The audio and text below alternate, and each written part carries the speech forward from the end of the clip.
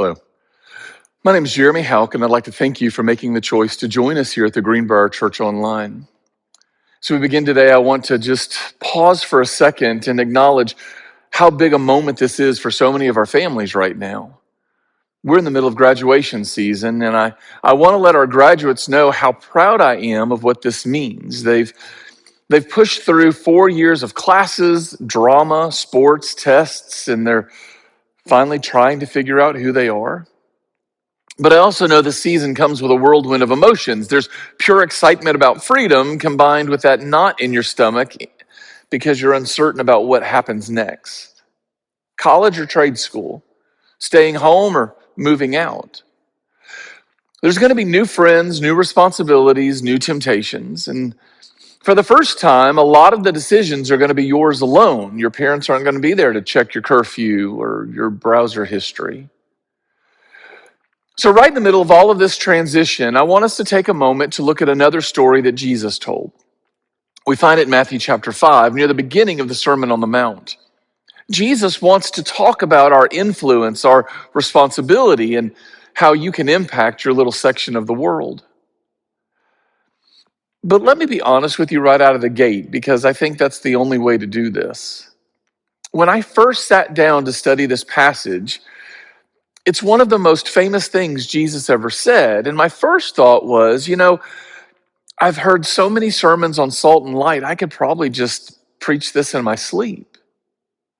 And then immediately I had this other thought. You see, I think that's the problem. You see, here's what happens when you grow up in a church. You hear this passage about being salt and light so many times that, well, eventually it just stops landing.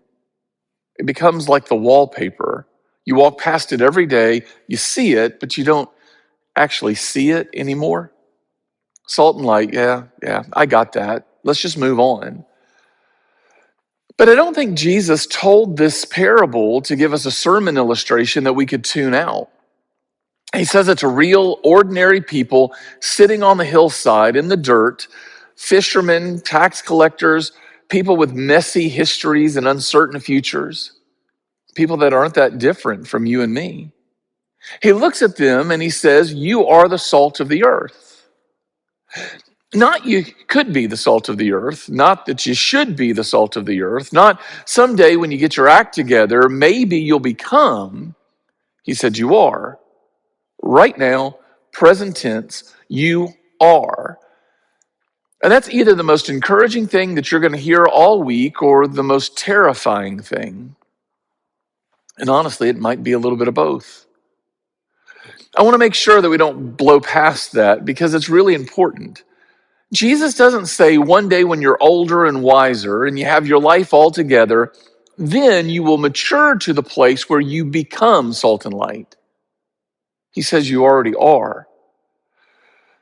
Salt doesn't have to be salty, it just is. Light doesn't strain to illuminate a room, it just drives the darkness away. And I think that matters, especially right now, for anyone who's in the middle of a big transition. Transitions have a way of messing with our identity. When everything around us is shifting and changing, our address, our routines, our relationships, our responsibility, it's really easy to start asking, who am I? Jesus steps in before you even finish that question and says, let me tell you who you are. You are the salt of the earth. You are the light of the world. Not when you have a degree, not when you have your career figured out, not when you've got all of your faith cleaned up and polished. Right now, in the middle of this in-between, Jesus looks at you and says, you are already useful. You are already needed. You are already gifted and talented to do amazing things.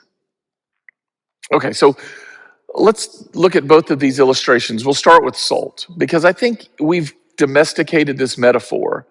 We've taken it and we've stripped it of its punch and its power. We talk about salt like something you put on French fries. And that's something that you do with salt, sure, but in Jesus' world, salt was everything. Before they had refrigerators, Before they had Tupperware, before there was a grocery store on every corner, salt was how you kept your meat from rotting. Salt was how you preserved things. Salt was basically survival. I mean, they even paid Roman soldiers in salt sometimes because it was that valuable. So when Jesus says you're the salt of the earth, he's not giving us a cooking tip. He's saying something much deeper than that. You are the preserving agent that keeps things from going bad. You are what holds back the rot. Now think about that for a second. We live in a world that drifts towards selfishness and cynicism and cruelty and indifference. God has strategically placed his people right in the middle of it as a preserving influence. God doesn't expect us to hide together in a salt shaker. God expects us to be infused in the meat of the daily life. And you know what I'm talking about. I mean, you've experienced it, right? 2 Sundays ago, Trista and I were eating at a restaurant, and the food was just kind of flat. It wasn't bad. It wasn't great. It was just flat. And I kept eating it, trying to figure out what's wrong with it. And then I saw Trista pick up the salt shaker, and it hit me. That's it. That's what it's missing. One simple ingredient completely changes the experience. I think that's you. In your workplace, in your neighborhood, in your family, in your friend group, you are that ingredient that quietly, invisibly changes the flavor of everything around you. And what I love most about salt is it doesn't have to make a big announcement. It doesn't hold a press conference or post everything on social media for likes. Salt just quietly does what it does. And you notice it the most when it's missing. The question that we have to answer as we make this next transition is, are you actually in contact with what you're supposed to be seasoning, or are you just sitting safely in a salt shaker with a bunch of other Christians? Next, Jesus says something that makes me a little uncomfortable every time I read it. He gives us a warning. He says, what good is salt if it has lost its flavor? Can you make it salty again? It will be thrown out and trampled underfoot as worthless. Now, chemically speaking, salt doesn't actually lose its saltiness. Sodium chloride's pretty stable. So what's Jesus talking about? Well, in that culture, salt was often impure. It was mixed with other minerals. And over time, especially in damp conditions, the actual sodium would dissolve. It just left behind something that looked like salt, had the same color, the same texture, but there was no flavor. You'd use it and it just wouldn't do anything. Your meat would still rot. It looked like salt, it just wasn't salt. Jesus is saying it's possible to look like a Christian and still lose your way. It's possible to slowly drift, not all at once, not in some dramatic moment, just gradually drift until your connection to Jesus is no longer shaping your daily life the way that it once was. Still believe, sort of, but it's not making a difference. You've blended in so completely that nobody can experience, taste anything different about you at all. And that's not a condemnation, that's a tragedy. A life that could have changed the flavor of a room is still sitting unused in a shaker. Nobody accidentally stays spiritually healthy. You drift into distance. You choose connection. So Jesus shifts our metaphor. He says, you are the light of the world, like a city on a hilltop that cannot be hidden. Nobody lights a lamp and then puts it under a basket. Once again, Jesus says you already are. You already are the light of the world. He doesn't say you should try to be. You should strive to be. You are the light of the world. It's a declaration of your identity before it's ever an instruction for your behavior. The moment that you allow your faith to become a verb, something amazing happens. At the moment we give our lives to Christ, we immediately become what God created us to be. We are light. And the thing about light is it doesn't have to try to illuminate a room. It just has to be. Light doesn't strain. It doesn't perform. Light is simply what it is, and the darkness has no choice but to give way to the light. Think about it this way. Have you ever been driving down the interstate at night? It's dark. Maybe you got a little light from the moon and the headlights from your car, but everything else around you is dark. And then you top a hill and you see a town in the distance. There's no apology for its visibility. It doesn't dim itself so it doesn't make the darkness feel bad. It just shines. Jesus says a city on a hill can't be hidden. And, well, he's talking about you. But that comes with a warning. He says that no one lights a lamp and then puts it under a basket. And I think at this very moment, you have a light on inside you. But some of us try so hard to tuck it away once we get to work on Monday, or we get around our friends, we try to cover it up because we don't want to seem weird. We don't want to be one of those hard and unreasonable Christians. So we take a bowl and we put it right over our light, and slowly and quietly, the room goes dark. Do you understand how ridiculous that is? I mean, it completely defeats the purpose of being light. Why would you do that? What hope does our world have when those who have the light refuse to shine? And honestly, what hope does a light have that refuses to shine? But looking at our communities, I have to honestly wonder how many of us have done exactly that. Now, Jesus is going to totally reframe this idea and explain why it's so important for us to allow our light to shine. In verse 15, he says, "Let your light shine before others that they may see your good deeds and glorify your Father in heaven." Notice the sequence here, that they can see your good deeds and then glorify your Father. The light that we have is not meant to draw attention to us. You're not a beacon for yourself. You're more like a spotlight, focusing people's eyes on something beyond you. The goal has never been your reputation. It's not about being seen as a good person. It's really not even influence, not at least in the way that we normally think about influence. The goal is that when people see your light, when they watch how you treat people, how you handle stress, how you respond to failure and success, they don't say, "Wow, you're a great person." What they say is, "Wow, the God you serve must be real." That's a completely different objective than what the world hands us. The world tells us to build our brand, manage our image, make people think highly of you. And Jesus says, let your life point past you. And one of the most powerful ways that that happens isn't in big public moments. It's in those small private decisions. It's choosing integrity when cheating would be easier, refusing to join into the gossip, treating people with dignity even when they don't return the favor. It's having the courage to stand up and say, that's not who I want to be. It's being the same person in private that you are in public, because those moments don't get applause, but they do build your life. I want to speak directly to our graduates right now because I think this passage lands on you in a very particular way. You're about to walk into one of the most significant transitions of your life. A new campus, a new city, a new job, new situation.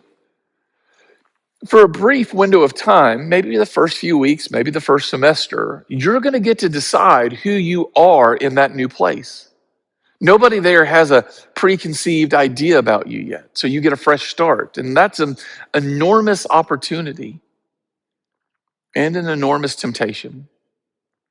The temptation is to use that fresh start to quietly leave your faith in the past, to rebrand, to just kind of not be the person you were at home and at church.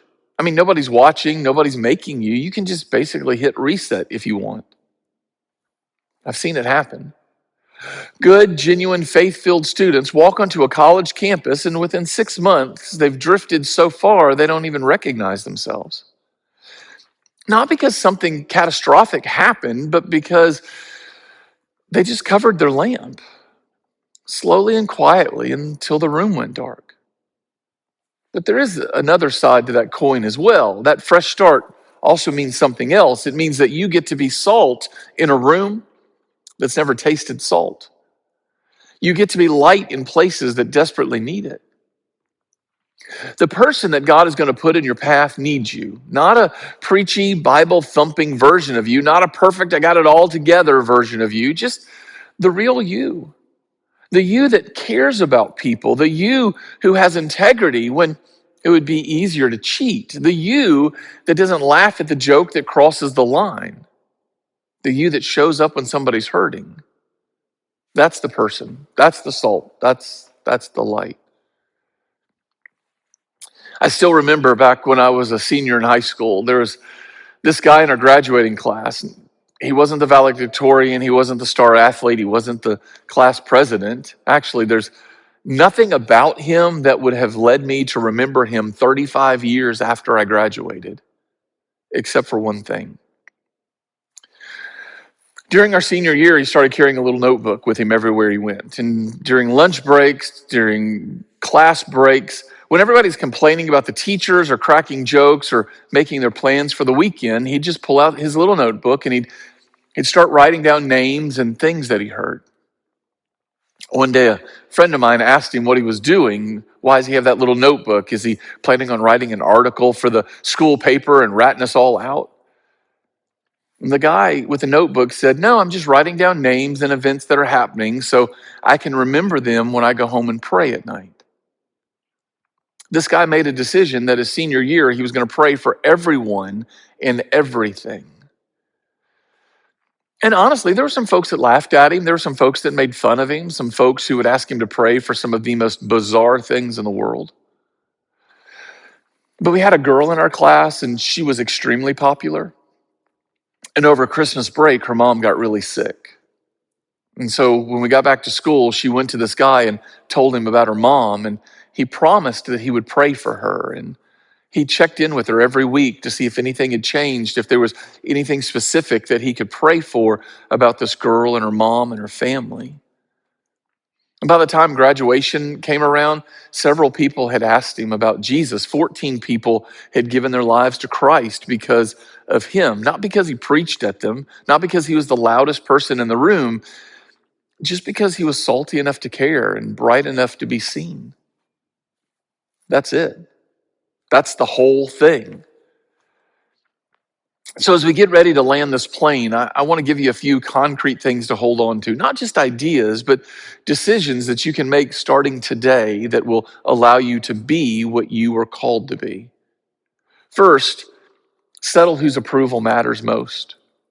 You can chase the crowd and slowly lose your saltiness, or you can live to hear well done from your Father in heaven. And that single decision shapes everything: your friendships, your relationships, your entertainment choices, what you're willing to compromise on and what you're not. Secondly, be ruthless about community. Don't wait until you're lonely and desperate to get plugged into a church, a campus ministry, a small group, somewhere where you'll be around people who will celebrate with you, pray with you, and speak the truth to you when you're starting to drift. Nobody accidentally stays spiritually healthy. You have to choose connection. Thirdly, look for the small everyday moments. You don't need a big platform. Take the tough shift at work and do it with a good attitude. Be a friend who checks in and actually listens instead of laughing and gossiping. Help the person who's struggling. Send a text that says, hey, I've been praying for you. What's going on? Just do small, consistent acts of light that push back the darkness. Fourthly, don't wait to start. Here's something nobody tells you. The hardest people to be salt and light for are often the ones right in front of you: your family, your roommates, the people in your hometown. If you can't be salt and light here, you're probably not going to magically become it somewhere else. So start now. I don't know, do the dishes without being asked. Say thank you. Forgive the fight from last week. Light a lamp where you are right now. One more thing. You're going to mess up. I want you to know that before you leave, because if you don't know it, the first time that it happens, you're going to be tempted to think that the whole thing is ruined. The truth is, you're going to make decisions you regret. You're going to have moments where you don't live up to what you want to be. You're going to feel like you failed at being salt or light. And when that happens, the answer isn't to give up. The answer is to come home. Your identity isn't based on your perfection. It's grounded in your relationship with Jesus Christ. Grace isn't just what gets you started. Grace sustains you. So when you fall short, don't run away from God. Run towards him. Let God shape you and correct you and help you mature, because it's a process. And the goal isn't perfection. The goal is direction. You may not see the impact right away. You may not feel like you're making a difference, but when you live as salt and light, God uses you in ways that you can't always measure. Years from now, somebody might look back and say, there was something different about that person in the way that they lived and the way that they treated me and the way they treated other people, the way they pointed me to something real. That's the kind of life Jesus is inviting you to. Not successful, not comfortable, just meaningful. So here's the question that he's leaving us with. The same question he left those people sitting on the hillside with a couple thousand years ago. Is your life making a small but insignificant, or a small but significant difference in your little corner of the world, or have you drifted and settled into worthlessness? You are the salt of the earth. You are the light of the world, not someday, not once you have it all figured out, but right now. And this church family is filled with expectant hope of all the ways God will use your gifts and talents when you claim your identity as salt and light. So today, as we as a church family get to celebrate your achievements, we want to let you know how proud we are of where you are. We are so excited of all the things that you've accomplished to get you to this point in your life. But we also are not done. We want to continue to celebrate your next achievement and the one after that and the one after that. We want to celebrate what God is doing through you and what God is doing in you as you continue to grow in wisdom and in knowledge and in favor with God and man. We're so excited for your graduation. And we hope and we pray that this is just one milestone that is going to be among many milestones as you slowly become more and more like Jesus Christ. Congratulations to our graduates. We hope that you and everyone watching today has a great week. Remember how deeply you're loved, and we look forward to seeing you very soon.